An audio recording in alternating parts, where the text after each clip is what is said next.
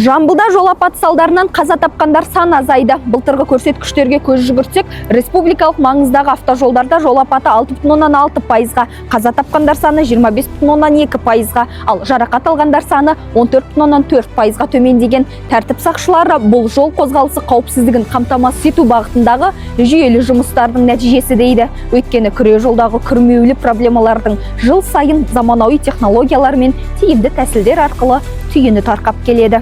Жамбыл облысы аумағында республика маңызы бар автожолдарда жол апаты 6,6%-ға, ал қаза тапқандар саны 25,2%-ға және жарақат алғандар саны 14,4%-ға төмендеген.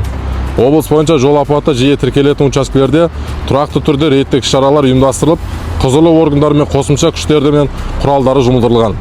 Сонымен қатар жасырын патрульдеу және ұшқышсыз ұшу аппараттары арқылы бақылау кеңінен қолдануда.